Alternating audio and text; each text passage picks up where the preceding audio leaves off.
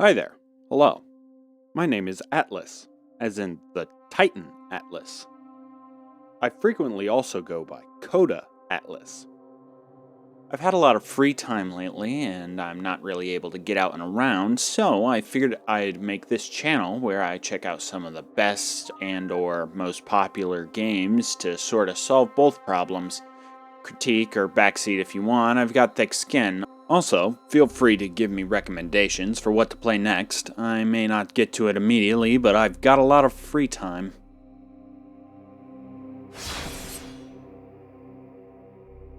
I chose to start with the Dark Souls franchise so that I could prove my credibility, but more importantly, I had been planning on playing them for a while now. If you're new to Dark Souls, perhaps you can join me in this playthrough.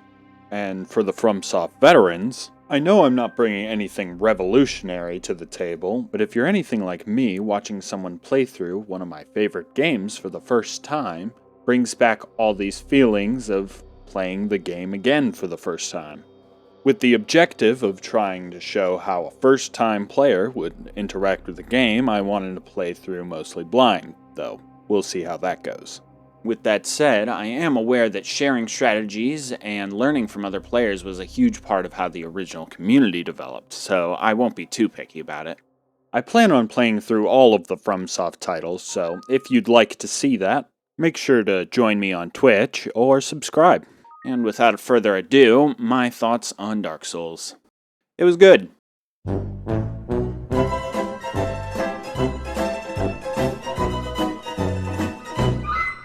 In all seriousness, let's start at the beginning. If you played any RPG before, you'll be familiar with character creators. Almost every RPG has one, and Dark Souls is no exception. This one isn't particularly unique, however, I want to take this opportunity to express my disdain for character creators. I'm not very picky as to the appearance of my character, and not to mention in many games, Dark Souls included, your player character is covered by armor and clothes to the point where there isn't much time at all where the customizations are even visible. Now that I'm done rationalizing my choice anxiety, I essentially spammed the accept button until the game started.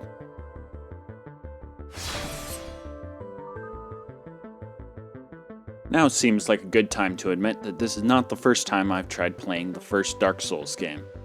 For those who haven't played it before, the game starts in a prison, or, well, technically, an asylum, with you, the player, in a cell. This functions as a most brutal tutorial level where you roam the prison until you meet this big boy, the prison demon. In hindsight, this boss is not particularly difficult, with about 3 or 4 moves total that can be mostly avoided by circling around behind him.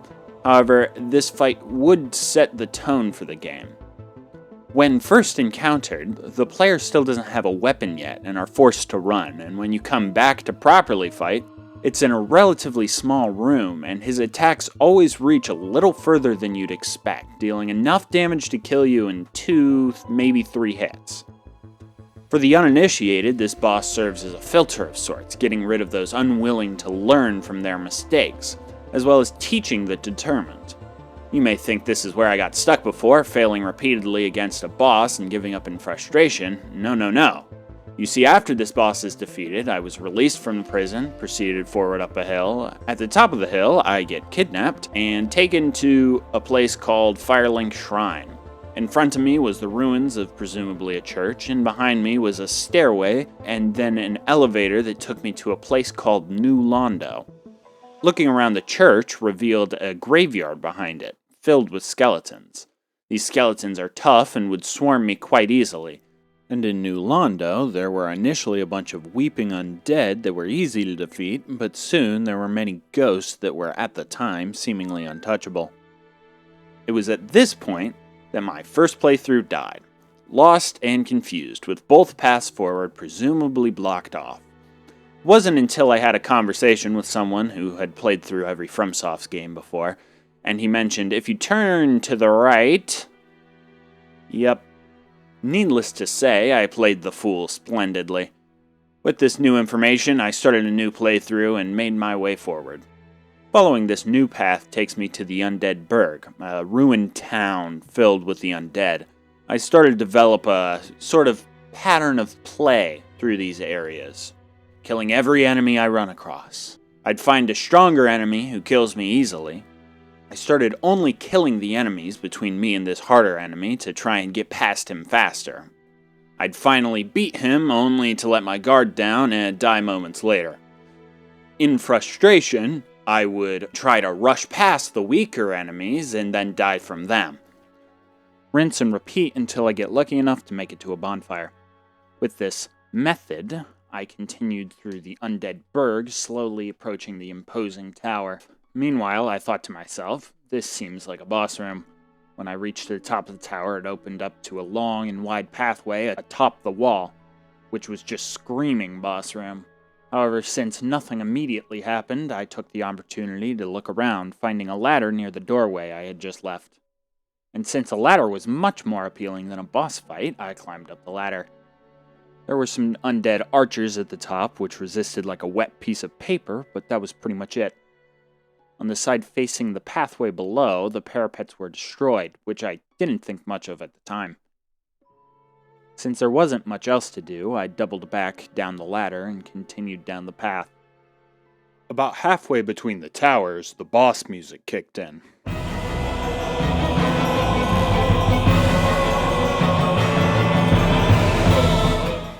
With the courage of an apex predator, I ran the opposite direction. Just in time for some genius, though, because I remembered the ladder and sprinted straight forward. Getting there just soon enough to not get flattened, I looked down on the Taurus demon from above. He was just standing there, menacingly. Since there was no way I was getting down the ladder without getting demolished, I remembered how in the asylum we dropped onto the asylum demon and dealt extra damage, so I walked over to the broken parapets after realizing their purpose and dropped onto the bull. Needless to say, he didn't like being ridden. Finally, I had a breakthrough. If hitting him on the head once was effective, why not hit him on the head more? So I jumped on top of him, run down the pathway while he was staggered to draw him back away from the ladder, then tried to slip past him again and make a break for the ladder again. Took a couple of tries to slip past him since he was the width of a semi-truck, but I managed to pull it off, and pull it off again.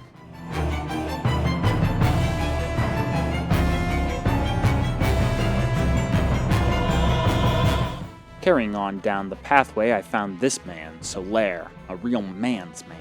Carried on about the beauty of the sun, not realizing that he was starting to reflect that beauty himself. What was I talking about? Ah, right. Opposite Solaire, there was a bridge across a large chasm, occupied by a few scattered undead. I approached them carelessly when the world ignited around me. After giving it another go, thankfully no Taurus demon this time, I managed to dive down some stairs, which led me to a shortcut back to the bonfire that I had been using previously. I brazenly pushed forward with my old methods, just trying to avoid that dragon, and to cut a tedious part short, I slowly managed to make it past Porky, some crackheads, and finally some proper knights up to another church. Though this one was in much greater shape than the previous one. Inside was many knights, who I dealt with methodically, only to get blasted in the back by a wizard I didn't see at first. With another few attempts, I managed to slip past them into an elevator to, drumroll please, back to the Firelink Shrine. I found this hilarious at the moment, all that build-up only to end up back at the beginning of the game. It seemed like some sort of prank. However, I would soon be glad that this elevator existed. Going back up the elevator to the church, known as the Undead Parish, I saw that there was a lot going on here. First, a giant covered in armor, though he was inside the firing range of the previously mentioned wizard. Next, a doorway to who knows where, also across the firing range of the previously mentioned wizard. And finally, a stairwell that circled around from my left, presumably taking me up to the previously mentioned wizard. Wanting to deal with him as soon as possible, I went with the staircase. After dealing with the wizard, I noticed some other pathways on the second floor and started searching around. I found some dude in a closet, but kinda just ignored him. I doubled back to the opposite side of the church, only to find another ladder leading even further upwards. At the top was a fog door, and since I was curious as a cat, I stepped through right into a cutscene.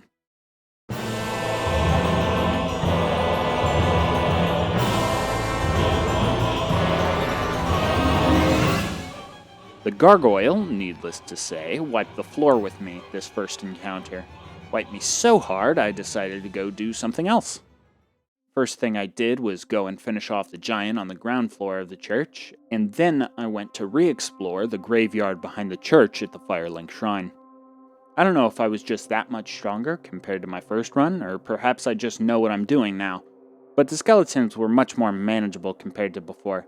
They still managed to swarm me once in a while, but at some point I realized that the skeletons were slow enough that I could just dodge past them. And so I just sprinted right to some of the objects I could see inside the graveyard from my vantage point. Most of it ranged from useless to barely useful. However, I also found a sword called the Zweihander. As the veterans here will already know, it is one of the best swords in the game, obviously once it's been properly upgraded. With my newest weapon in hand, I headed back up the elevator, ready to explore some more. I headed across the church out the door I saw earlier into a courtyard outside. This courtyard had nothing very interesting inside it, but it connected to this bridge I could drop down to act as a shortcut to an area on the other side of the parish. But more importantly, there was a short staircase down to a shaded pathway leading away from the parish. This pathway led to a somewhat collapsed tower with another pathway leading to a giant castle that was currently closed off. And from something an NPC had said earlier, it would presumably stay that way until both bells were rung. There was a rather rotund warrior sitting next to the gate, though he didn't provide any useful advice. Back in the ruined tower, there was a staircase that led downwards until we met an absolute unit. Andre here, his name is Andre by the way, gives us the ability to upgrade our weapons and armor. Obviously, extremely useful. I took this opportunity to upgrade my Zweihander as much as I could, just about doubling its damage. It was in this process that I made a huge mistake, but we'll get back to that later. After upgrading my stuff, I continued down another staircase, running into a giant living statue with anger issues. And after seeing how little my newly upgraded sword did to him, I opted to run past him instead. The pathway quickly grew crowded with trees as I made my way into what was called the Darkroot Garden. This went by rather fast as I went down a pathway entering the Darkroot Basin. I ran into another of the Black Knights, an over-torqued enemy that only exists in a few out-of-the-way locations during the beginning of the game. I ran into one earlier in the Undead Settlement, as well as another near the Dragon on the Bridge. The first one dropped a Black Knight sword on death, which was a great one-handed alternative to the Zweihander, but since then, none of the Black Knights dropped anything interesting. With the attention span of a golden retriever with ADHD, I doubled back all the way to the Darkroot Garden and started exploring. To skip what amounted to a bunch of aimless wandering, I stumbled across a ruined tower guarded by some stone sentinels. At the top of said tower, it led out onto another wall-top pathway, and halfway down, a giant moth or butterfly was sitting there. Butterfly, if that boss bar had anything to say about it. It wasn't a very hard fight, though it did take a few tries. After grabbing the loot at the end of the walkway, I made my way back up to the Undead Parish, ready to deal with the gargoyle.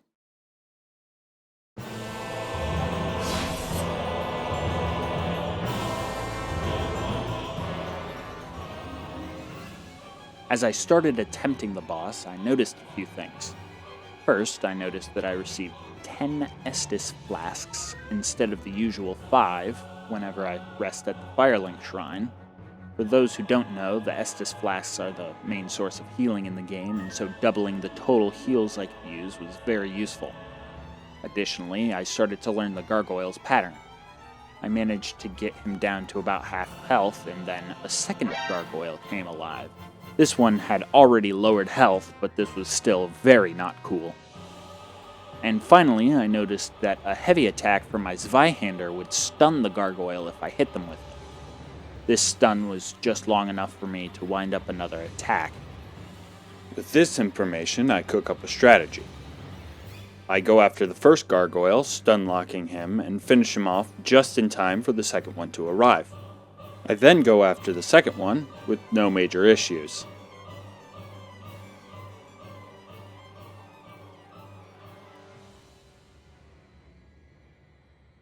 And with that, the first bell has been rung. But just wait, that was the easy one. From this point, I had come to a position where I had no clue which way was forward. I knew that there was a second bell I had to ring, but unlike the first one, which was hoisted into the sky and directly shown to you in a cutscene, the second bell's location was a mystery. Other than that, it was in some place called Blighttown. So instead of trying to figure it out, I decided to get lost on purpose. I began wandering from area to area, hoping to find where I was supposed to go next, and eventually I got there. The first place I headed was somewhere I'd already been. I had picked up a thing or two while exploring, including some keys, and I remembered seeing some doors in the undead burg that were locked. So the first thing I checked was to see if any of these keys worked on them. And after learning how to jump, I discovered a doorway to a staircase leading downwards. This took me to a street where I got jump scared by a couple of demon dogs, which tore me to shreds. An apt introduction to bleed, I suppose. Past the dogs were these assassins that would leap out from the buildings flanking the street after I had walked past them and stabbed me in the back. While annoying, I did find these enemies interesting. Pretty much every enemy up to this point was pretty straightforward. They stand there or walk on a set patrol until you walk towards them and then aggro onto you. While the individual attack patterns change, they all kinda let you approach them first. These assassins switch that up by trying to get the jump on you, forcing you to check every corner, else they get a backstab on you. This intrigue didn't last long, with the frustration of maneuvering around them in a tightening corridor quickly outweighing it. At the end of this pathway was another fog door, and with nothing better to do, I stepped through. Immediately, I was greeted with the Capra demon bearing down on me.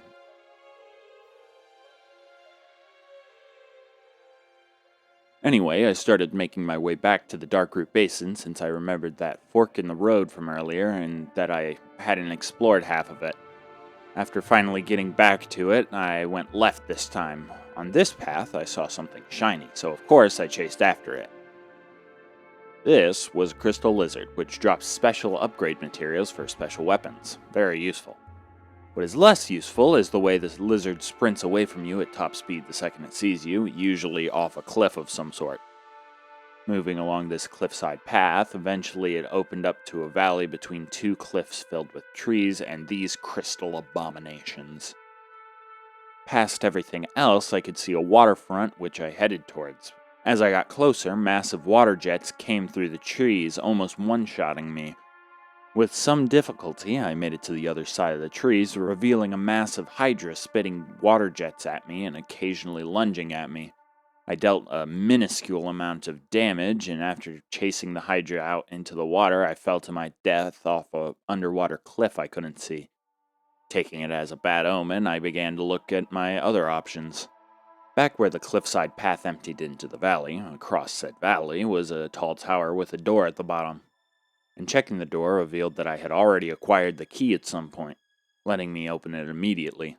It opened into a small circular room with a staircase to the left that seemed vaguely familiar. I didn't have much time to get acquainted, though, because when I entered, almost immediately I was bludgeoned to death from behind by an armored figure. On subsequent attempts, I slowly learned more about this beast of an enemy, who apparently isn't considered a boss. He looked much like the armored man in the Undead Parish, but had much more health and hit like a truck.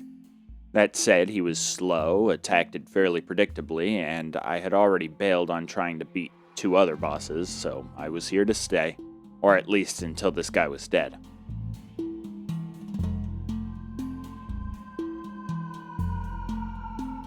It was about this time that I caved. I had started this playthrough with a rough idea of wanting to make a glass cannon build. It seemed like a good idea at the time, but it was starting to get frustrating against this enemy since he could barely flatten me in 2 hits. So I caved and threw on some heavier armor, managing to get his damage down enough that I could take 3 hits instead of 2. This immediately increased how far I was getting into the fight. With this, I also developed a kiting tactic where I circled around the room baiting an attack before attacking myself. With these two factors, I eventually managed to get his run successfully defeating him. He dropped his armor, which gave his name, Havel. This fight would end up being consequential to my playthrough. Backpedaling again, I started searching for more ways forward since ultimately this path led back to where I had come from. Going back to the bonfire I had been respawning at for the fight with Havel, it was in a cave along the other path of that fork in the road. Going further into the cave revealed an elevator similar to the one taking you down from the Firelink Shrine to New Londo. This took me down to a place called the Valley of the Drakes. The cause for this name was immediately evident. Small dragons sat on and across a bridge guarding a giant door. There was also a small cliffside pathway to the left of the bridge where a much larger dragon was seemingly sleeping. After some attempts to get past the drakes, and then some attempts to kill the larger dragon, I gave up and decided to find a different way forward. Moving back to the Firelink Shrine, I remembered a pathway leading out of the other end of the graveyard that I found while exploring earlier. This pathway led into a cave, which was the entrance to the catacombs. I was moving forward frustratingly slowly due to how strong each individual enemy was getting at this point, but I was moving forward all the same. I kept running into this more powerful caster who would sit back out of reach shooting fireballs at me. I would run through the catacombs, reach him, hit him a few times, then he would flash away, which was wearing my patience even thinner. Eventually, I lost him, though at this point I was lost myself. I found an NPC named Patches who was famous even outside of the franchise for being a conniving bat. He tricked me off a cliff, so I continued on a different way. Going down a broken spiral staircase with my mediocre parkour skills, I made it to the bottom and dropped down a hole into a cutscene. With this, I was introduced to another smith who was clearly wanting nothing to do with me. Outside of this room, I was introduced to the worst enemy in the game by far, the Wheels of Death.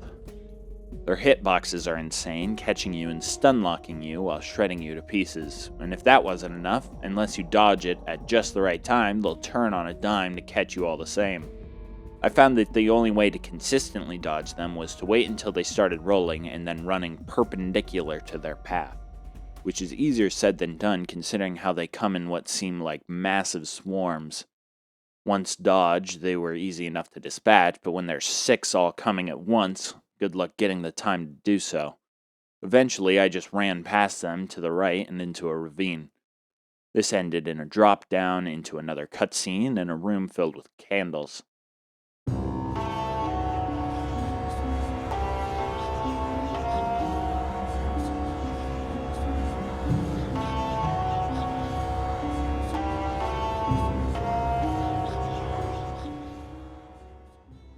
Another pinwheel-looking dude appeared, which concerned me at first until the boss fight began and I realized this one didn't spin. He teleported from place to place, shooting fireballs and occasionally creating clones.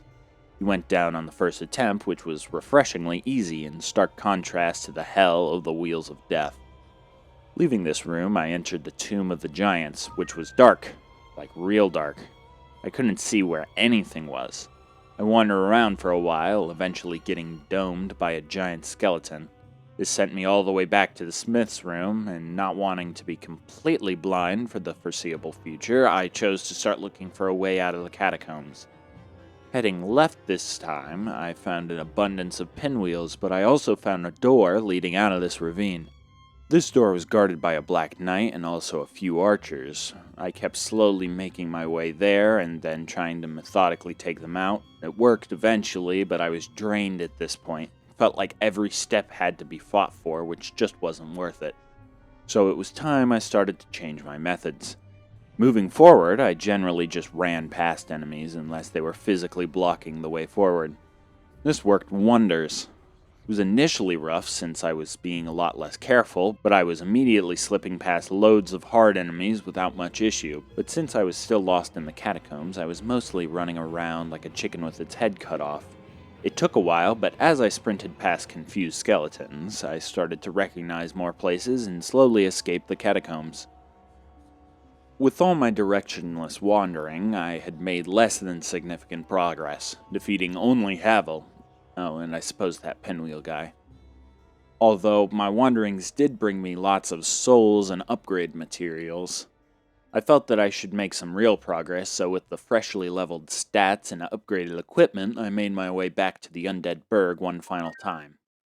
Carefully making my way back to the fog door for the Capra Demon, I stepped in once again. Now I know I'm gonna make the veterans mad about this one, since the Capra Demon has a reputation for being a rather difficult fight. He has large attacks which deal loads of damage and are hard to get around, especially in such an enclosed space. With that said, I dodged past his first attack, headed up some stairs. He followed up, but fell off the side, where I was able to drop onto his head from the top of the stairs. This one attack dealt almost 2/3 of his health, trivializing the rest of the fight.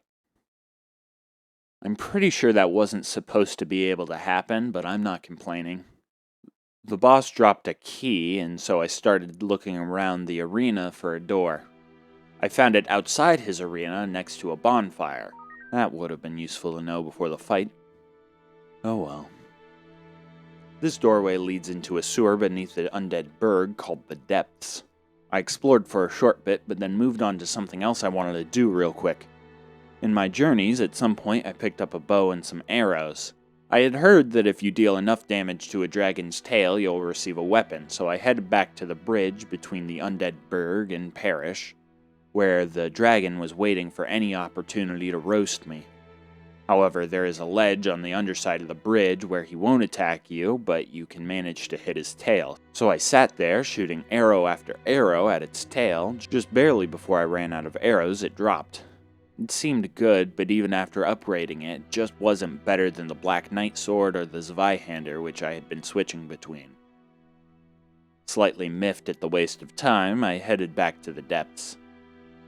Making my way through wasn't too difficult. The only thing I really had to look out for was the slimes that would drop onto your head from above and shred through almost all your health in one go. As I made my way through, there were several doors and stairs forming a rat's nest of a map, fitting for all the rats. I came across a large grate with an interact prompt, however it was locked. An NPC named Domhnall of Zena sat nearby and offered some important items that I would end up needing later. Continuing down a staircase next to him led out into a massive flooded arena. Entering it started a cutscene for the Gaping Dragon.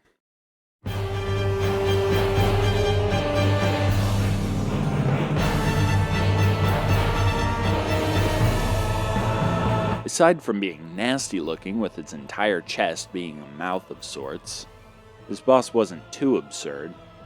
He had some swinging attacks and one big charge attack, but they were very clearly telegraphed and had plenty of time to get out of the way. Remembering about dragon tails, I tried to cut his off and received the dragon great axe for my troubles. The main caveat to this fight ended up being a wizard on a balcony 3 floors up, shooting massive tracking projectiles the entirety of the fight.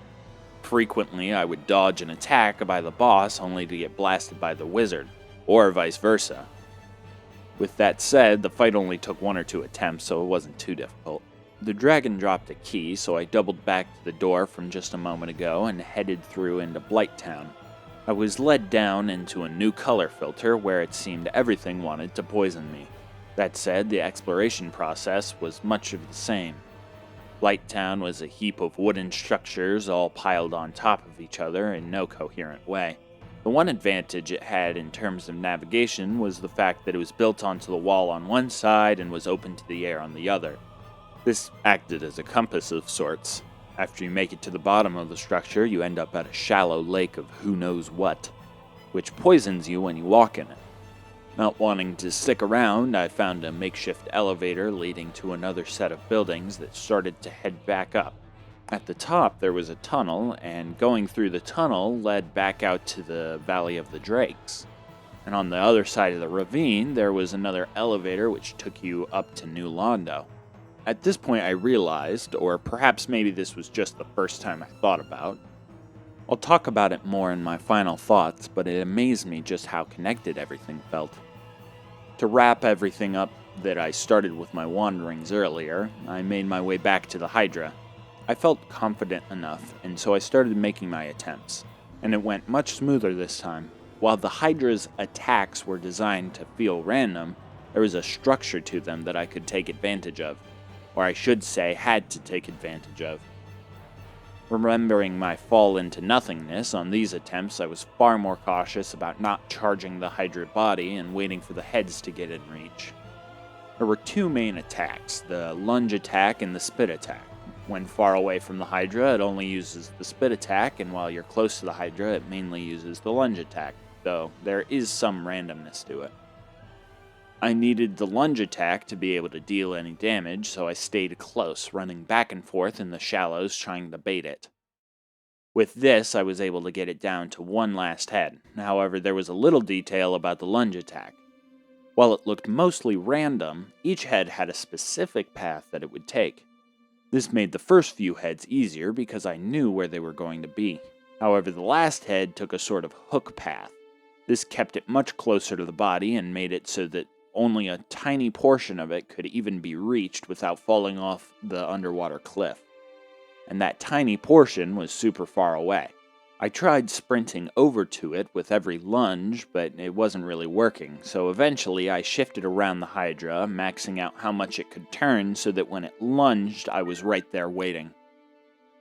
After beating the Hydra, I immediately found a ladder hidden away to the side that was only visible from the area I moved to while finishing off the Hydra.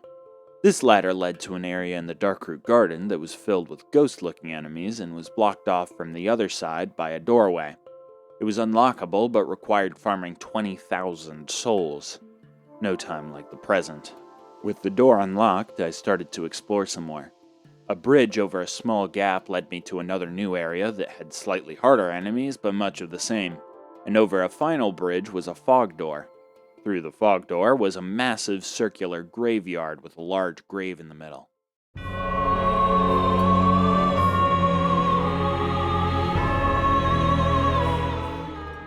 In a cutscene, a massive wolf leapt over the large gravestone, and its mouth was a sword. Bemused by the concept of a sword-wielding dog, I started the boss fight. My amusement didn't last long, since the great grey wolf Sif was no pushover. Not to mention, the run-up to the boss room was almost 2 minutes at full sprint. I'd like to say I came up with some great strategy to defeat Sif, and hiding underneath Sif did help a little bit, but generally it was just try and roll out of the way of incoming attacks and hit it till it dies. A very messy fight that took a while. The boss fight struck me as a little weird. Sif is far out of your way in some corner of the map that dead ends and doesn't lead anywhere. I still am not completely aware of the lore involved, but based on the environmental storytelling of it all, this fight felt odd to say the least. The feeling could just be from the fact that now I was at an impasse. For all this wandering and all this progress I was finally making, I was missing something. If you remember from way back, I was looking for a second bell, but I had nothing to show for it. At this point, I had no idea where to start and caved one more time.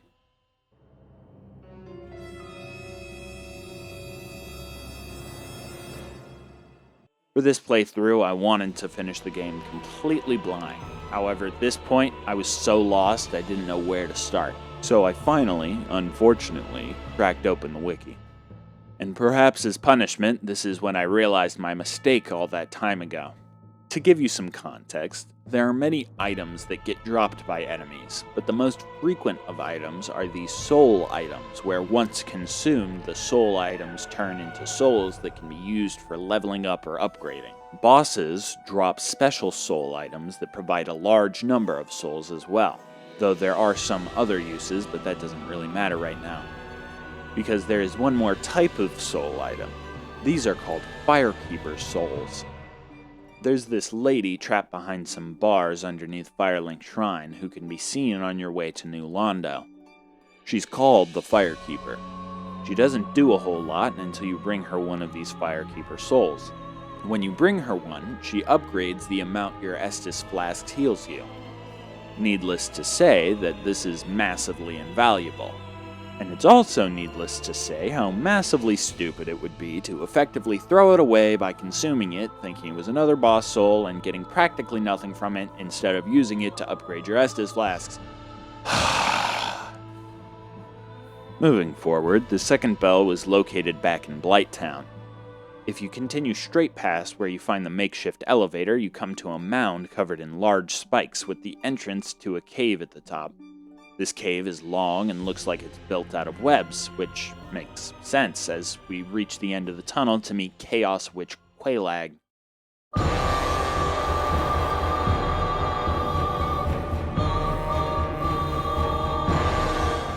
Who is a spider.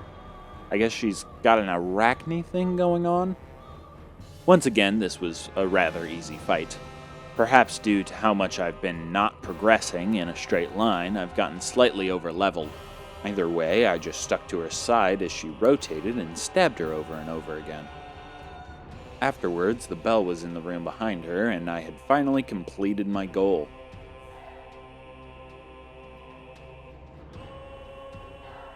But as I seemed to make a habit of doing, I immediately got distracted.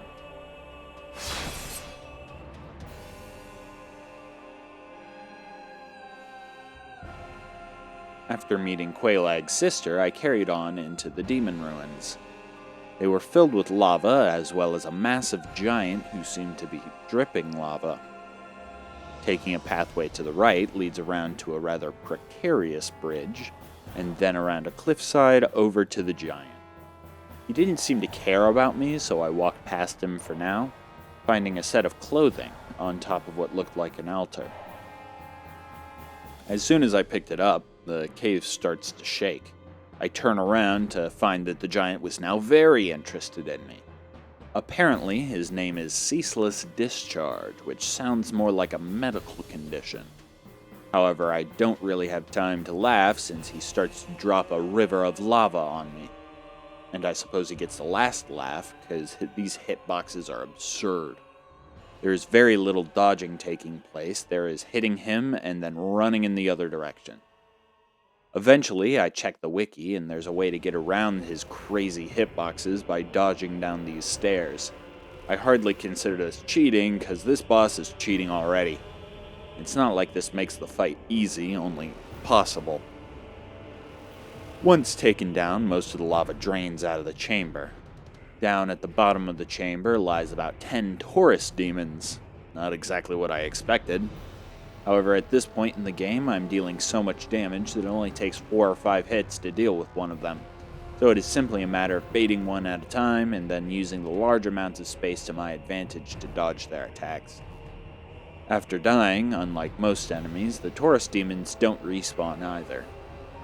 There's also a Capra demon that does respawn, but he's even weaker than the Taurus demons.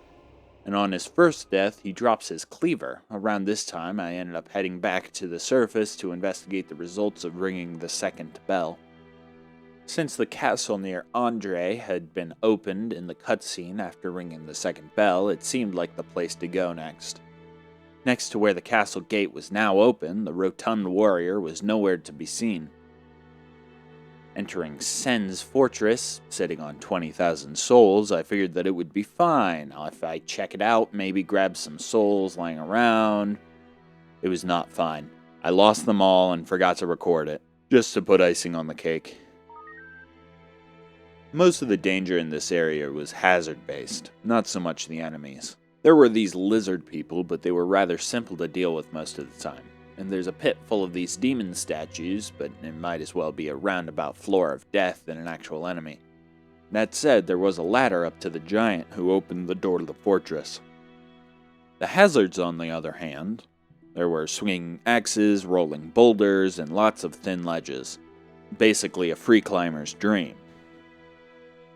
This location single-handedly changed the way I was playing. Every corner had to be checked and every sightline when crossing a bridge. I was starting to become paranoid, but slowly I made my way up the fortress onto the roof. A couple more giants, who seemingly were the source of the boulders, were standing on top of the roof, and began throwing said boulders at me. So I took them out with a vengeance, and finally I reached the top of the fortress to confront one last giant.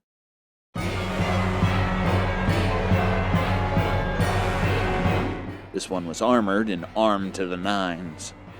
His patterns were simple but effective due to the limited space to walk around and the size of his attacks.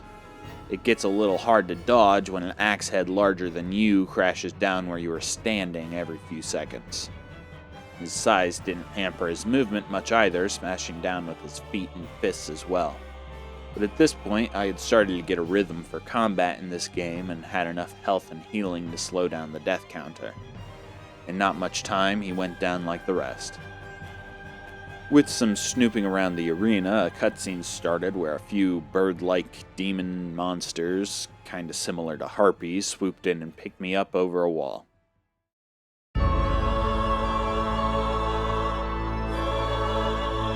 The reveal of Anor Londo was grand and stunning. The entire city looked like it was made from gold, with gigantic structures towering around you.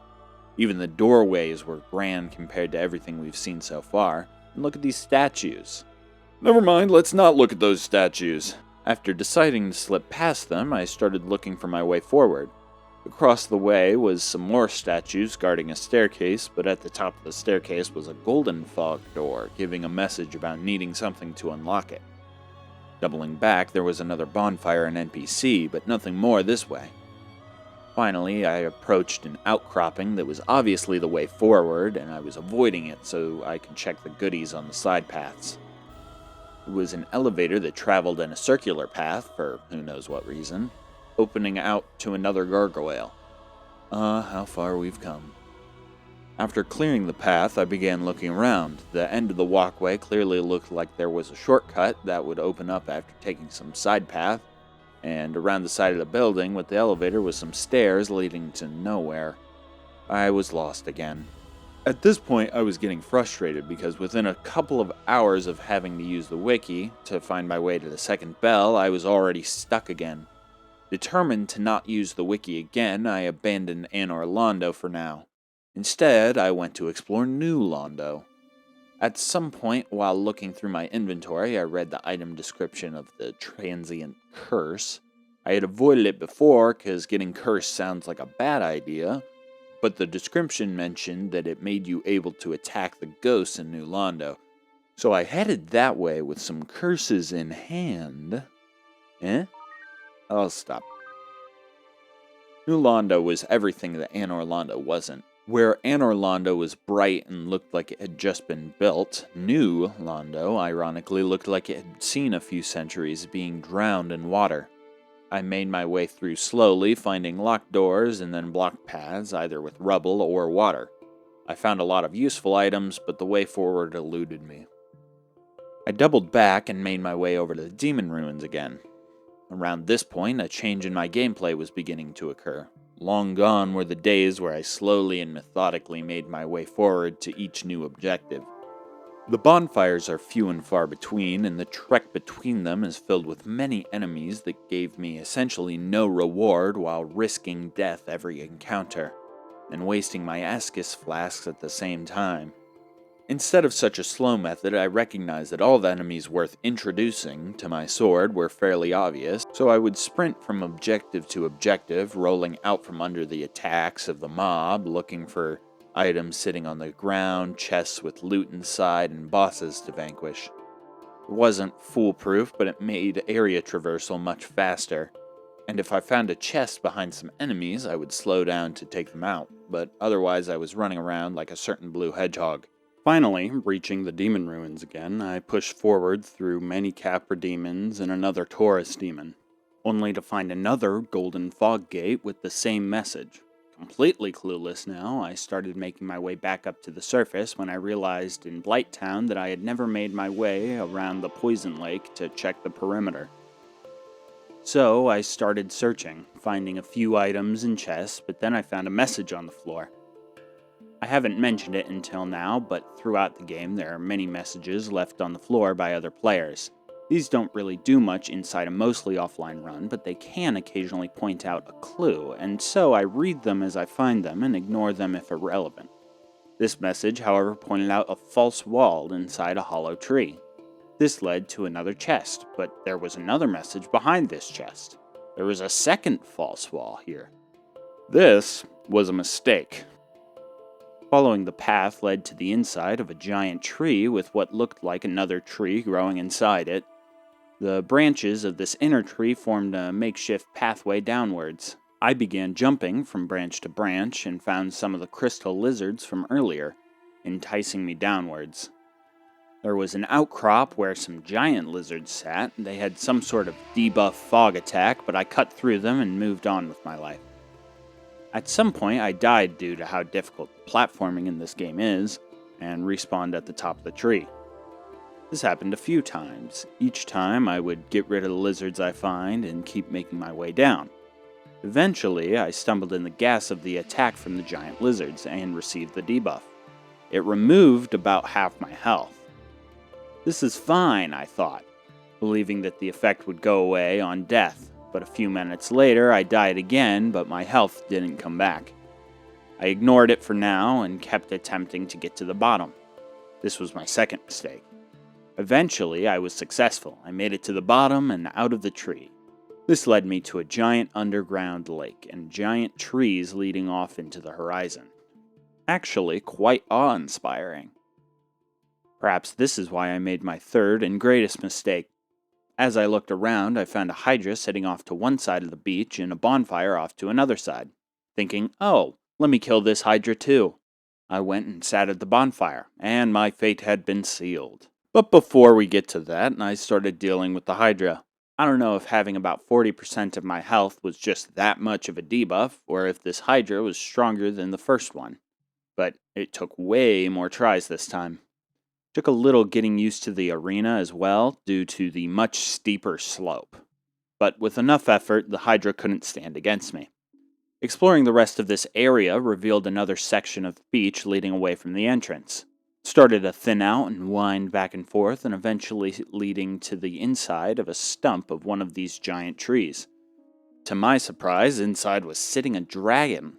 Not doing anything, but what was he doing there? Even as I approached, nothing happened. A prompt appeared to talk to him, so I guess he's friendly. Something about joining a covenant. Remembering the whole tail of dragons thing, I circled around behind him and slashed at his tail. Came off at the first try, and the dragon didn't even flinch. This sword was the Dragon Greatsword, another ultra greatsword like the Zweihander. I try it out on some crabs outside, and it deals fantastic damage. For about 3 hits. After that, it breaks and requires 1,000 souls to repair. This made the sword completely unusable. I knew immediately that there was no way I'd make significant progress in any direction with it. Since I was looking at my swords, I checked out the Demon Great Machete. This was yet another Ultra Greatsword. It had stats slightly higher than the base Zweihander, as well as better strength scaling. I should mention that at this point I was mostly unfamiliar with how to build characters, so I was increasing my dex to fit the minimum requirements for a few swords. I'd increase my vitality every once in a while, then I would dump almost all my points into strength.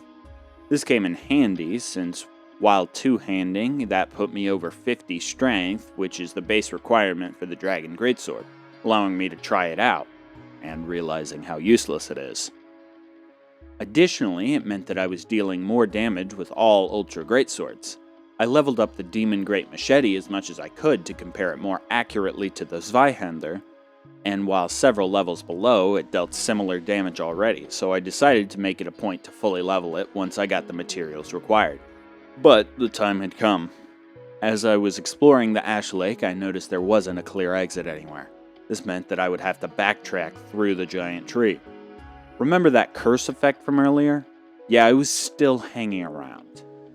Additionally, if parkour was bad climbing down the tree, it was 10 times worse climbing back up. I tried to climb it for several minutes with no success, and at that point my editor Josh, who I was borrowing his PC to play on, needed it back. Which is just as well because I didn't want to play anymore anyway. It took 30 minutes to climb the tree. I don't have anything else to say. Afterwards, little things like not using the wiki seemed really stupid, so I headed back to Anor Londo with a walkthrough at the ready. Apparently what I had missed was that at the bridge after the elevator there was a small gap in the railing to the left, and after a small drop, a portion of the roof acted like a ramp up to a large building to the left. I entered through a window near the top of the building, with some knife-throwing enemies immediately attacking. These weren't hard to defeat normally, but the entire next part was walking along skinny rafters as they threw knives at you, which made it just a bit more difficult. While it was an annoying section, I was so relieved to be actually making progress finally, so I had patience to spare, we'll say. As I got to the other end and climbed down from the rafters, I was able to hit a lever that rotated a bridge upward so that it could be used to cross that bridge from earlier. There was another gargoyle on the same side, but it didn't give me any issues. And by going down the stairs while the bridge was at its top position, you could enter the bottom of the building where we were just climbing around the rafters. There was a bunch of the enemies from earlier and a few stronger soldiers, as well as a bunch of items laying around. And at the far end of the room was a giant painting that I didn't think much of at first. But after clearing out the room and walking over, there was a prompt to examine it. After being pulled through without warning and having no clue as to where I was going, I pulled up the wiki and found out that I had entered the painted world of Ariamus. I think that's how that's pronounced. It's part of the DLC. With no clue as to what was going on, I pushed forward. There were 4 main sections to this DLC, a main courtyard and surrounding building, an underground catacombs, some sort of coliseum, and a big bridge at the end. In the courtyard was a statue that was being guarded by a horde of soldiers, but clearing them out wasn't too difficult due to how slow their movement was.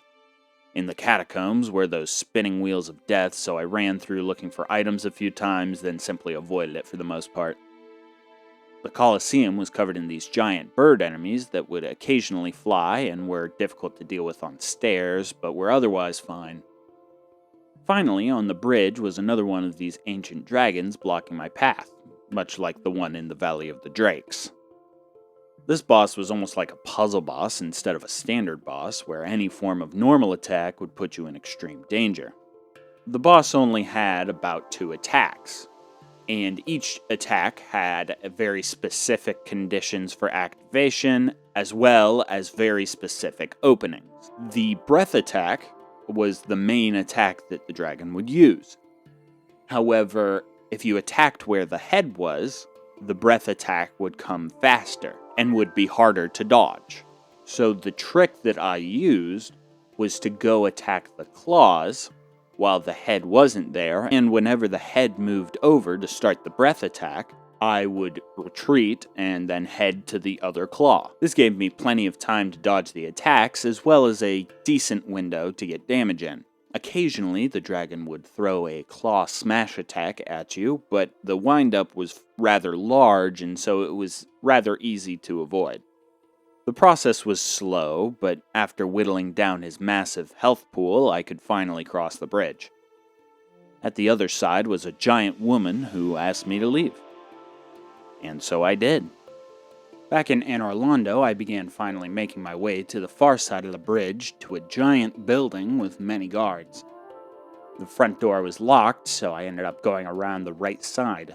The path forward started with precarious pathways with archers shooting giant arrows at me all the way. And after making it to the end, there was a series of rooms over 4 floors with increasingly difficult enemies as you approached the top. On the top floor, before ascending to the roof, there was another one of those demon statues, like the one near Andre. And I had for some reason decided that this one I had to destroy. However, he sat in an enclosed room with almost no maneuverability. This was the catalyst in the final evolution of my build. Until now, I had been building up strength without deviation. This was mainly because I'd increased the damage I was doing, but it also meant that I had accidentally built for heavy armor.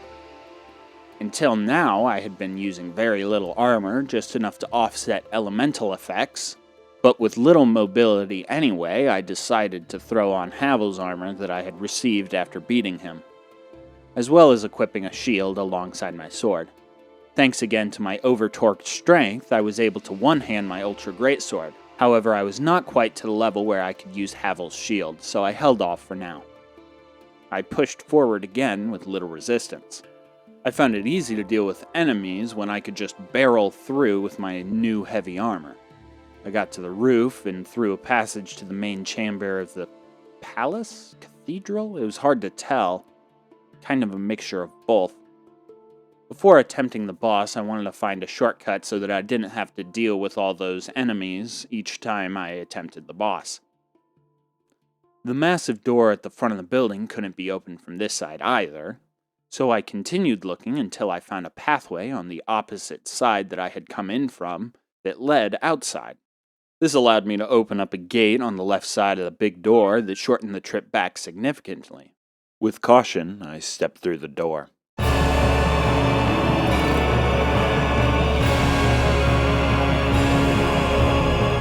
Ornstein and Smog? I think I'm gonna go with Smog.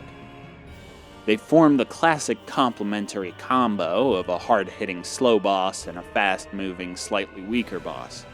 While difficult, they had very recognizable movesets, and soon I began slowly making progress. Or rather quickly, actually. I remember this fight for being difficult. However, Josh has informed me that it only took 4 attempts.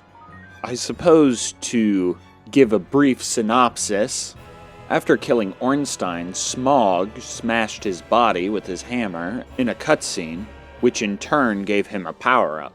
Even after his power-up, Smog was still very slow, and without Ornstein there to keep a constant pressure on you, it was very easy to sit behind pillars and wait for an opportunity. I journeyed forward, or at least I would have if I hadn't completely missed the elevator to the second floor. But when I eventually did find it, I moved into the next room, finding the Lady Guinevere. After ignoring some rather improper comments, and talking to her, she grants me the Lord's Vessel. And while I wish I could leave it there, while perusing the wiki before, I saw mention of another boss in Anor Londo. His name was Gwendolyn, and in my search of how to reach him, I discovered a horrible truth. All the beauty and light of Anor Londo was an illusion, including Lady Guinevere. And to reach Gwendolyn, I had to dispel the illusion, namely by attacking Lady Guinevere. She disappears in a shimmering dust, and outside, the illusion of Anor Londo has faded. Rotating the bridge connector down, and then going further down the stairs leads to a passageway underneath the palace. Down here, Gwendolyn waits. He's a rather annoying boss fight, where he disappears as you approach him and fires projectiles at you from far away. The only way to damage him is to sprint at him, dodging the projectiles and attacking as much as possible before he teleports.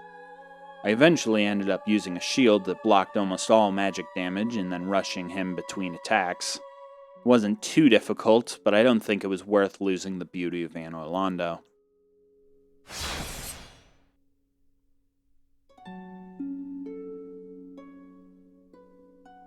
Returning to Firelink Shrine, there was an odd creature in the ruins named Frampt.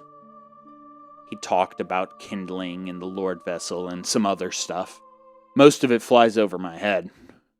He then takes me to a place called the Kiln of the First Flame. Additionally, with the Lord Vessel, I've gained the ability to teleport, which I won't figure out until much later. But I figured I would mention it now. Finally, the kiln needs 4 Lord Souls to open the gate. With this in mind, I started off by heading back to Anor Londo to go to where the Golden Fog Gate once was. Through this first Golden Fog Gate, it leads to the Duke's Archive, which consists of a maze of libraries. Oh, and a random prison side plot? Moving through the archives, I reach a room filled with giant crystals. Oh, and a dragon. I'm completely unable to reach the dragon, and am slaughtered. This brings me to the prison, instead of my previous bonfire. Escaping was easy and fairly straightforward, which led me back to the libraries. After making my way through again, no dragon this time, I reached the far side of the archives, which opens into a garden. This garden is filled with these crystal creatures from back in the Darkroot Basin. and further down it turns into a ravine of crystals with precarious pathways. The crystal ravine has one last secret, that being its hidden pathways. You see, as soon as you enter the crystal ravine, there is only one path to take. However, it abruptly ends soon enough. The only clue about the way forward are these dripping sparkles hovering above the void. Oh, and the messages that players left that are seemingly floating. You see, there are invisible pathways throughout the ravine that are only indicated by these two things. Even still, I was hesitant to step onto these paths, but once you've made your Indiana Jones-style leap of faith, you now have to solve an invisible maze. At the far end of the ravine sits Seath the Scaleless.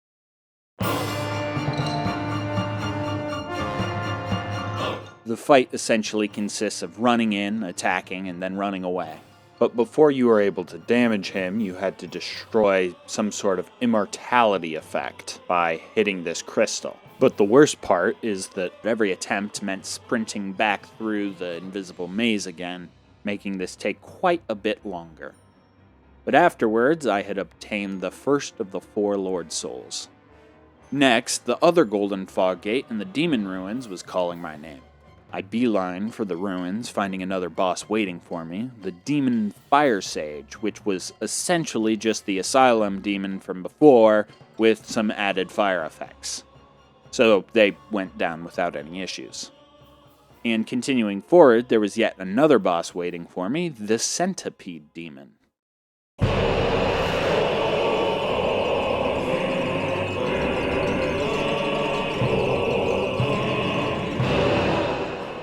He was much more of a challenge, sitting in a room filled with a lava floor, seemingly avoiding the areas that didn't have any lava.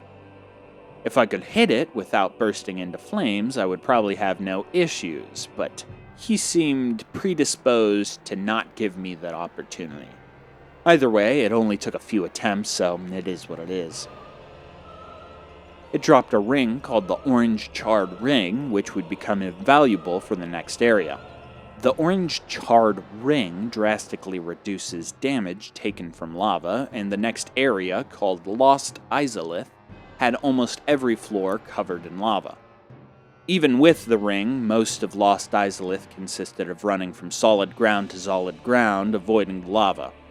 There were these large demons that would only react if you got close, so mainly I just ran past them. Eventually, there was a pathway out of the lava pit and into a new set of ruins that were rather annoying to move through due to the sheer density of monsters. It was at this point that I realized I could now equip Havel's shield so long as I equipped Havel's ring, which increased my equip load. The only problem was that you only have 2 ring slots. Now this would be fine if I just equipped Havel's ring and the Orange Charred Ring so that I could move through the lava and keep Havel's shield equipped. However, there was a third ring that I had been wearing for a long time at this point. This third ring I was wearing increased damage resistance, stamina, a few different things. I couldn't remember exactly which attributes. It was called the Ring of Favor. Now, I would just unequip this. However, the problem was that if you unequipped it, it would break. This led to a cycle of putting on the Orange Charred Ring to move through the lava, and then replacing it with Havel's ring after getting out of the lava so that I could equip Havel's shield. Dying, having to take off Havel's ring and shield again, and then putting on the Orange Charred Ring. It was annoying, to say the least. It was so annoying that I found a shortcut later that probably was actually longer than the distance from the bonfire I had been using. However, it didn't require running through the lava and eliminated this ring switching problem, and so I didn't care. Speaking of, after moving through the ruins, I purposefully ignored a way forward to find said shortcut, and eventually I made it to this bridge that goes over the lava with a demon statue on it. On the other side of this bridge, I go through a door to find a horrible sight. Even worse than the darkened Anor Londo. Solaire had been infected with some sort of parasite and had turned hostile. The parasite forced him to attack, and I put him out of his misery, with a mask as a dark reminder of his fate. The shortcut was unlocked. Praise our son. He will be remembered.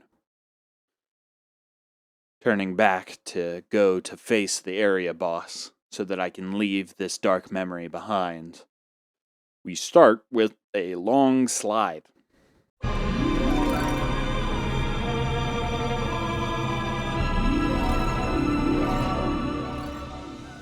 This slide empties us into an arena that is almost filled with the boss, called the Bed of Chaos.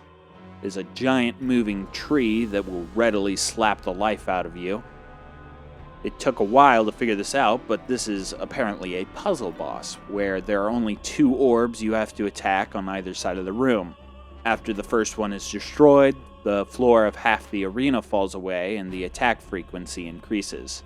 And finally, after destroying the second orb, all but a small pathway drops away, and you are supposed to jump to a branch in the hole that has formed. There are a couple of issues with this. The attacks from the Bed of Chaos have to be shielded against, or they will knock you off into the hole. Additionally, the jump that is required is far away and requires a full running start. This means that each attempt consists of blocking until there is a sufficient gap in attacks, immediately start sprinting, and pray that another attack doesn't start and that you don't miss, not to mention the bonfire before this fight, whether you're taking the one sitting in the lava or the one across a bridge, is one of the longest run-ups in the game. If the Great Hollow didn't make me hate parkour in this game, this fight definitely did. But after all that, once you make the jump, you run to the end, smack the core one time, and then you're finished. And with my second Lord Soul, I move on to the Tomb of Giants. I know that one of the final 2 has to be here just because of how little I've explored it, but it was here that I just completely gave up on not using guides. The Tomb of Giants is impossibly dark. Vision extends maybe 5 feet in front of you, and the entire area is a labyrinth. The first clue I got from the wiki is that the mask that Solaire dropped earlier produces light to a much more manageable degree than before. Additionally, I started using an area walkthrough to find bonfires, as well as the next area. It was also around this time that I naturally discovered how NPC Quest works, which is way too late in the game, considering I'm almost finished, but oh well. As I made my way through, I also met Patches again. He wasn't as much of an issue as before, since I was expecting it this time, but slowly making my way down past all the giant skeletons and their skeleton dogs? I mean, they walk like dogs, but those don't look like dog skeletons. Journeying down the worst lit mountain in existence, eventually it gives way to some light along this cliffside. Through a cave and essentially only one group of enemies, there is a drop into a cave of corpses.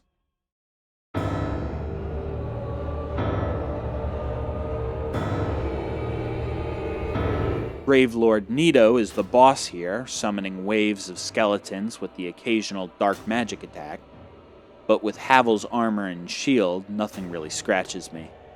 I can't help but think that perhaps I was supposed to fight first, since this fight was over in no time at all. But with that finished, I head to the location of the final Horseman, New Londo. Back in New Londo, the graveyard of my first playthrough ever, I had explored hours earlier, and I hadn't mentioned it because I got nothing worthwhile done over the course of about 2 or 3 hours, but armed with a wiki, I found out that I was in the right place before, but required a key. On top of this roof sat an NPC who hands you the key once you have the Lord Vessel.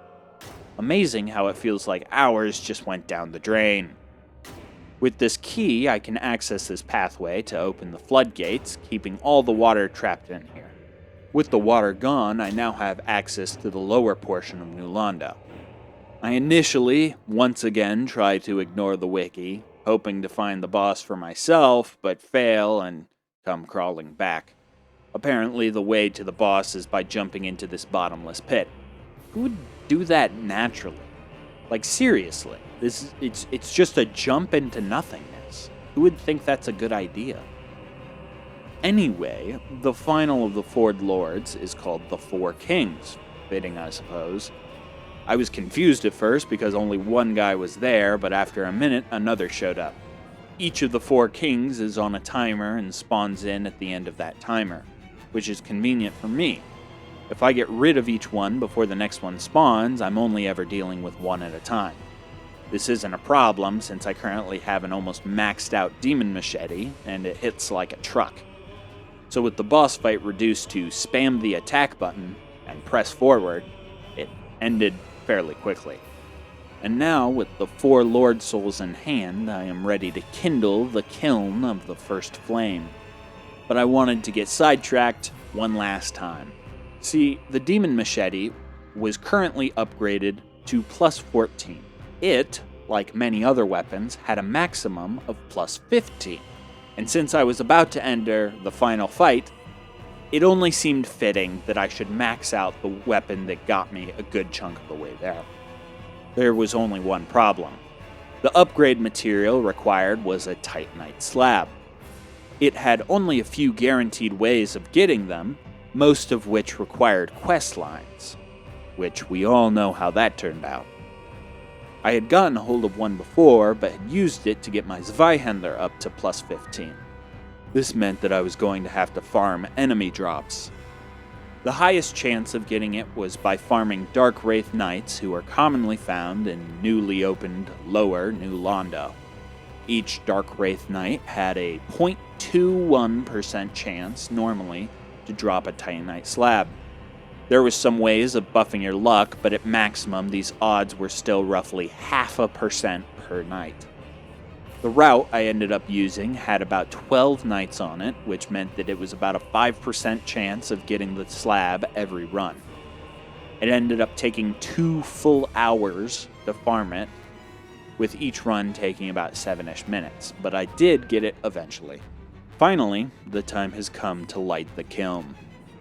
Adding the souls opens the doors to a foggy tunnel into a world of ashes. The ground consists entirely of mounds of ashes with ruins of what looks like a once great Colosseum. Now it's all burnt and covered in ash. The path is filled with black knights. What was once a rare tough enemy is now the standard enemy lining the path. As I approach the arena, the knights become more common until I get to the final doorway, which is flanked with a trio of knights. Entering the arena, I find Lord of Cinder, Gwyn, standing upon piles and piles of ashes. Perhaps those are the ashes of his enemies, but I've come for him, and I have maxed out Demon Machete and over 80 strength. His attacks do only a sliver of damage, while mine chop large portions of his health away. If he's lucky, he can grab me and burst me into flames, taking off about half my health. But I've no honor or pride. I sit behind a rock and heal. Eventually, he falls.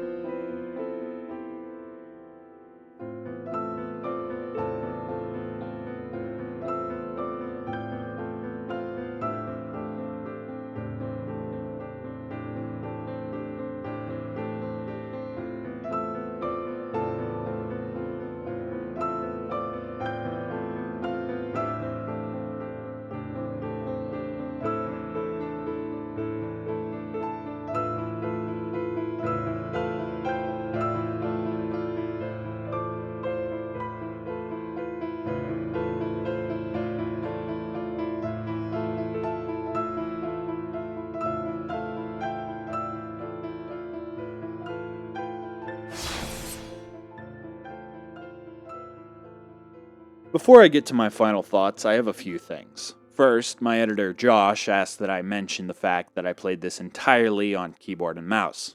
He says that this is significant, but I don't really get it. Next, I would like to mention that I know how I missed a lot. I didn't figure out quests until it was way too late into the game and never finished a single one. Also, I never figured out most of the online functionality, and unfortunately, I couldn't access one of the DLCs. Also, there was some things that I didn't mention, like when I kicked this guy off a ledge for his ring, or when I was scavenging every little corner of the map for souls and items to level with. I just couldn't find a place to put it all, and not all of it was worth putting in. But yeah, this was my first time playing through Dark Souls. First off, I think everyone knows the gameplay of the Dark Souls franchise is great. The combat is difficult and unyielding, but consistent and fair, which leads to a very rewarding feeling every time progress is made. With the bosses specifically, except for a select few, each boss builds off each other in an interesting way that makes each encounter unique. The Capra Demon builds off the Taurus Demon by being a faster but slightly weaker version. The Bell Gargoyles fought at just a little bit of range, forcing some more careful positioning. The giant bosses like the Gaping Dragon and the Iron Golem were imposing, yet the scariest bosses were smaller in stature, like Gwyn, Ornstein, or Gwendolyn. And it wasn't until the end that the boss fights started getting more complex, which kept it interesting. Additionally, each boss fight was a spectacle with large variety in visual style. And aside from direct combat, the leveling system was deeply engaging. The way that deciding where to sink skill points is complicated and rewarded without being completely overwhelming, and this applies to the equipment leveling as well. I think together these systems are very well balanced to the gameplay, where it never becomes too easy to beat bosses where I hardly have to think about my health bar.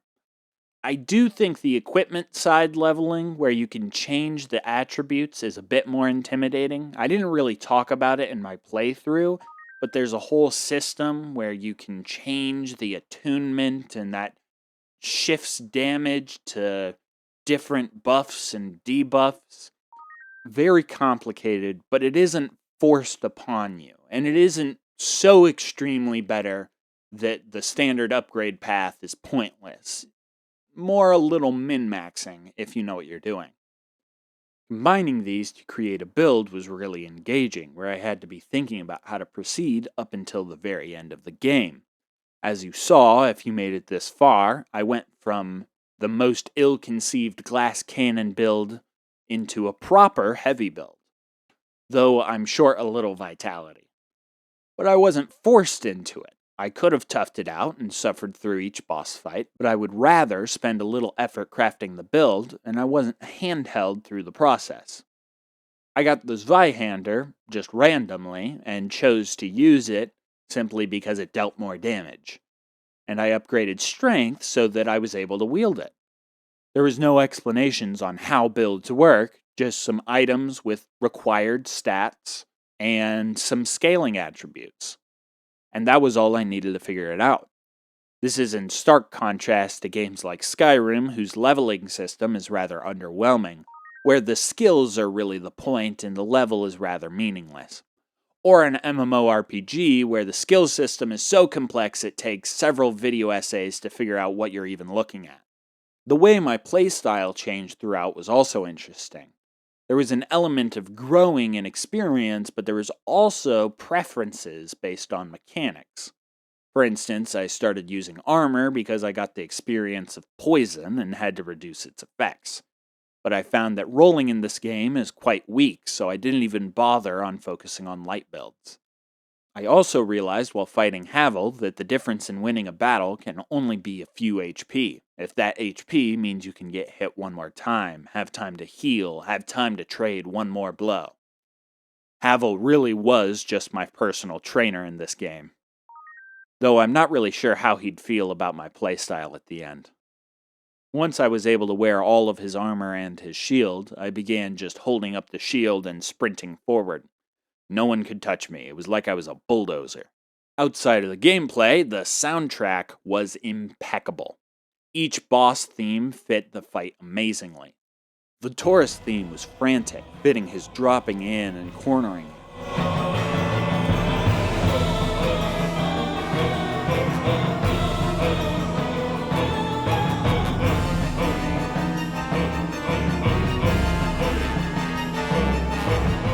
The Bell Gargoyle theme was also frantic, due to how the fight starts, yet it's slower and has a driving force behind it, fitting the goal of reaching the bell behind him.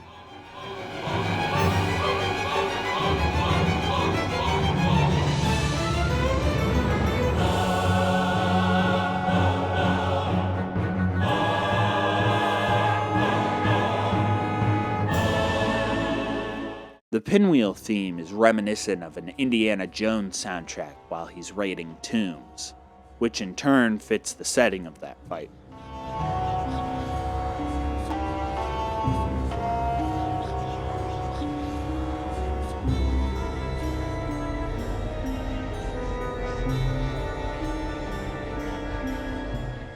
The Gaping Dragon theme feels gladiatorial, perhaps. It's grand, but in an imposing and forceful manner, suiting the majesty of the dragon, but almost degrading, like how the dragon has mutated and become more beastly.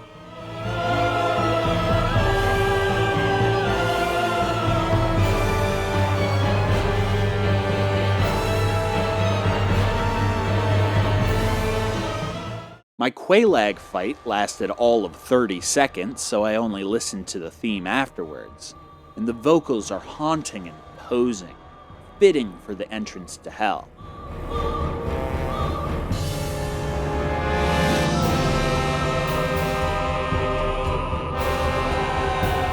Ceaseless Discharge, the Centipede Demon, and the Bed of Chaos all build off of this darkness, and with boss-specific twists.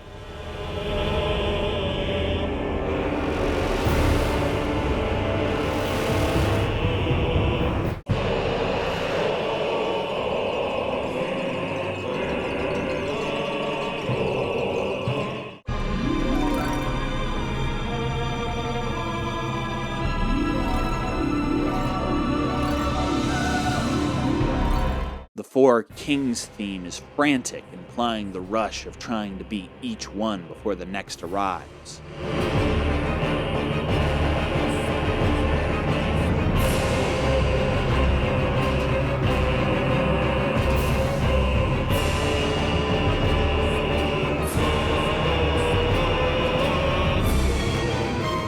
Grave Lord Nito's theme sounds like the wailing of the dead more than a song.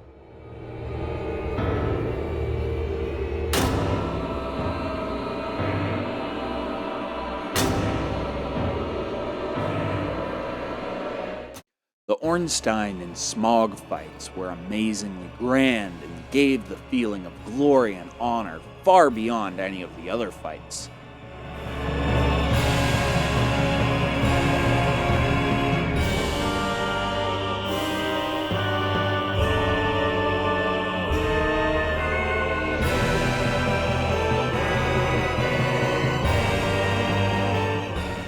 And the theme for Guinevere's Chambers takes those same themes, but builds on them much like a church hymn, glorifying something greater than oneself.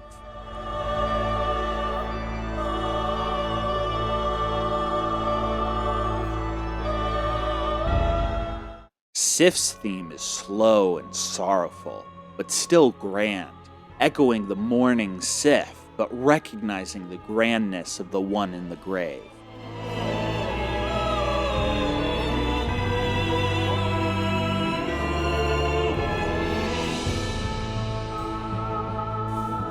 There is no theme as sad as the theme of Gwyn, the Lord of Cinder.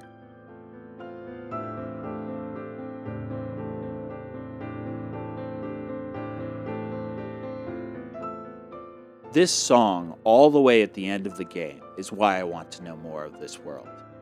Throughout the game, I was not interested once about the story. There wasn't enough details, I didn't understand a thing that was happening, and I was fine with just the gameplay. It was just gameplay. Until this fight. This song, it's a boss theme. Not only a boss theme, it's the final boss's theme. It should be grand, imposing, fitting the climax of your struggles. But this song is quiet. It's just piano. It feels exhausted and beaten down. Speaking of piano, I should get Josh to learn that one. It really makes me wonder what led this world to such a state. Outside the boss rooms, the only music around is pretty much just the Firelink Shrine theme.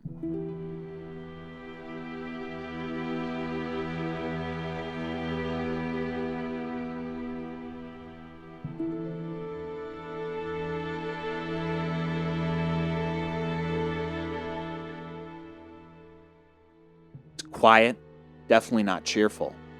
It also has a comforting quality to it. After going from place to place, slaying monsters beyond comprehension, it stands as the safe place you can always come back to, away from it all. I do wish there was a little bit more ambience music throughout the game, something to break up the trudging through mud and filth, or the ringing in my ears. I understand that they wanted a stark contrast between regular exploration and boss fights, as well as the Firelink Shrine. I'd just have preferred something other than silence. Though I suppose people wanting more is always a better problem to have than wanting to shut off the music in the first place. The visual art direction was also very well designed.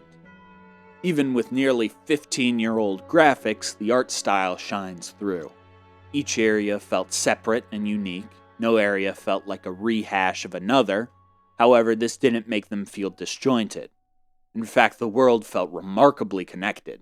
The connections between each section felt natural, like the depths being sewers under the Undead Burg and the Blight Town being under that as the place where the sewers drained to. Also, every shortcut that was open connected back to older locations, showing how each location is connected geographically. And it's always well executed, with the connections both making aesthetic sense, with their placement always being surprisingly understandable. Every time I ran into a new connection, I would think to myself, oh, that makes sense. I can't believe I didn't expect these two areas to be connected. One example being of how the Undead Burg, the Depths, and Blight Town were all stacked on top of each other. The Undead Burg is directly connected to the Firelink Shrine, which is directly above New Londo. So when I discovered that they both connect to the same end of the Valley of the Drakes, it just clicked neatly into place. And how the tower before the Taurus Demon leads to the Undead Parish, which doubles back through the Darkroot Garden, then the Darkroot Basin, and finally connects back to the bottom of the tower. Anor Londo was very separated from everything else, which makes sense as a sort of Kingdom of the Gods type deal. It was very satisfying going through and discovering each new area because of this. Not to mention the locations themselves. Everything is so grand. Anor Londo is the obvious example, but New Londo, after it's drained, is massive. The scale of the buildings and the giant piles of corpses at the bottom feel significant. Or how the entering of the demon ruins, I couldn't help but stare across the way at this giant underground building for a couple of minutes. I'm still not sure what this is. Perhaps it's the Kiln of the First Flames location, or maybe the Ash Lake. The design feels like purgatory, fitting for how it felt being there. Not everything was amazing. That tree, I despise whoever designed it.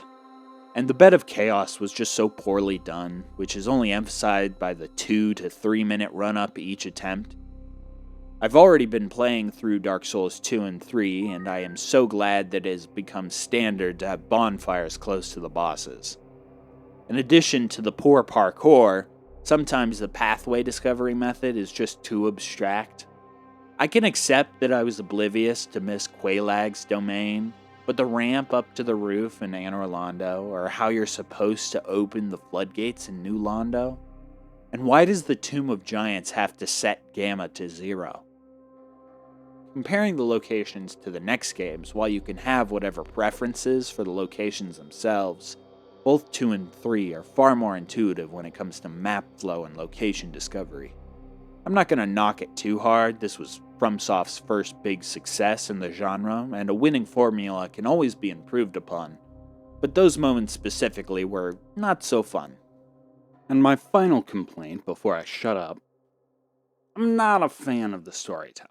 I know, it's designed to draw you in without giving you anything for free, and the environmental storytelling is amazing. The day to night shift in Anor Londo after the illusion breaks, the pile of corpses in New Londo, the graves that Sif was guarding, all of those were beautifully done.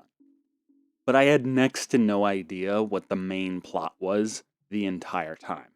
I guess I knew I was tearing down the remnants of a kingdom of sorts, but when 90% of the lore is locked behind reading a novel's worth of item descriptions, I'm just here to fight some people, you know? It's all a bit much. I don't need much more. Just a couple more cutscenes explaining the plot, or a quest line that's required to finish the game with some dialogue that explains a little bit more. Just a bare bones story, something to hold on to. And then, when you get to that point, like I did at the end with the Lord of Cinder Gwyn, then you can go searching for more. I guess what I'm trying to say is I just wanted a little bit more of a skeleton of a story to build off of. And then I can go looking for more. With that said, my complaints are heavily outweighed by my enjoyment of the gameplay. At the time of recording, I had already finished Dark Souls 2 and 3 due to how excited I was to get to play them after finishing the first one. In the second, I go for a mage build, and in the third, I go for a more roly-poly dex build. So if you want to see how that turns out, make sure to subscribe so you get notified when those videos get made. To make sure I don't end on a more sour note, I think a few of my favorite moments for this playthrough would be the whole atmosphere of the Gwyn fight, obviously, just because of how well it was executed. Then there's the whole draining of New Londo, which I did have issues with. Once you've finally done it, it's a very grand action that I found particularly satisfying due to how much time I spent exploring the area. Additionally, the Ornstein and Smog fight was very fulfilling. It was one of the first fights that I felt that the only reason I could beat them was skill, and I couldn't have just gone and grinded some more to get me through it. But I'm sure there was something I could have done better, so feel free to let me know everything that I did wrong. With that said, thank you for watching. I'll see you around.